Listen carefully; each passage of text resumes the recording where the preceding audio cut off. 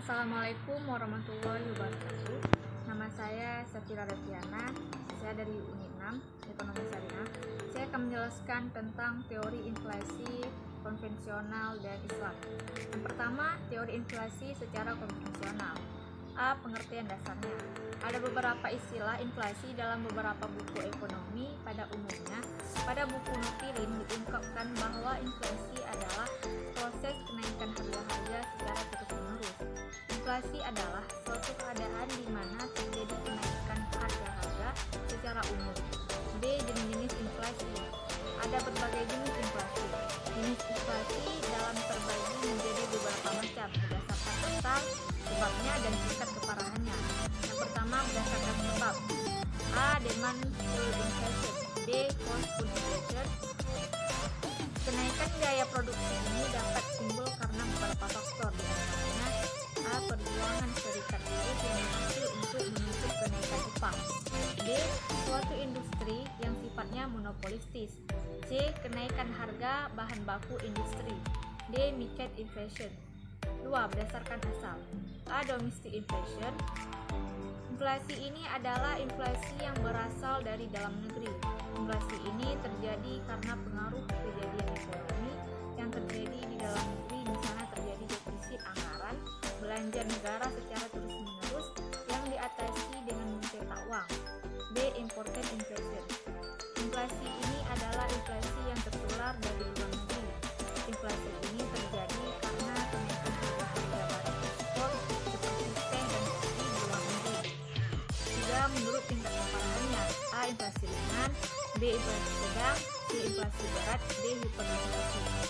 B. Pengertian inflasi secara Islam. Pengertian inflasi dalam Islam tidak berbeda dengan inflasi konvensional. Inflasi adalah sebagai sebuah gejala kenaikan harga barang yang bersifat umum dan terus-menerus. Dengan kata lain, inflasi merupakan suatu gejala di mana banyak terjadi kenaikan harga barang yang terjadi secara sengaja ataupun secara alami yang terjadi tidak hanya di satu tempat, melainkan di seluruh penduduk suatu negara maknanya. Kenaikan harga ini berlangsung secara berkesinambungan dan bisa makin meninggi lagi harga barang tersebut jika tidak ditemukannya solusi pemecahan penyimpangan yang menyebabkan terjadinya inflasi tersebut. Kemudian, inflasi juga dapat didefinisikan sebagai kecenderungan dari harga-harga yang meningkat secara umum dan terus-menerus. C. Teori inflasi Islam. Para ekonom Islam berpendapat bahwa inflasi berakibat sangat buruk bagi perekonomian karena 4 hal sebagai berikut. Yang pertama, inflasi mengganggu fungsi dari uang, tabungan atau nilai simpan, pembayaran di muka, dan unit perhitungan. Akibat inflasi, orang harus melepaskan diri dari uang dan aset keuangan. Inflasi bisa menyebabkan inflasi lagi atau self-fulfilling inflation.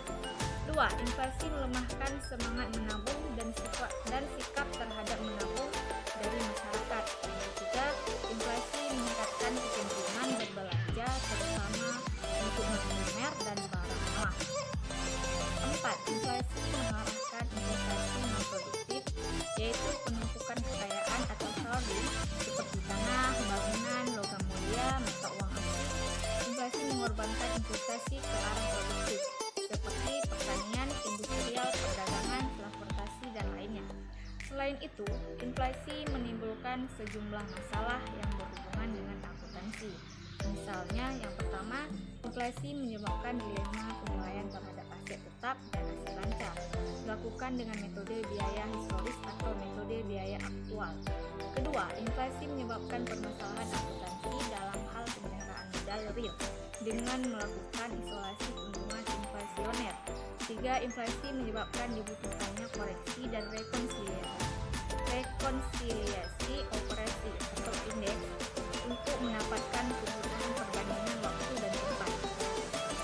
Penurunan nilai masih mungkin terjadi, yaitu ketika nilai emas yang menopang nilai nominal saat itu mengalami penurunan, diantaranya akibat ditemukan emas dalam jumlah yang besar, tapi keadaan ini kecil sekali kemungkinannya. Kemudian inflasi jenis pertama inilah yang terjadi pada zaman Rasulullah dan Rasulullah Rasyidin, yaitu karena kekeringan atau kekurangan. Sementara itu, Inflasi jenis kedua menurut Al-Maghribi disebabkan oleh tiga hal. Pertama, korupsi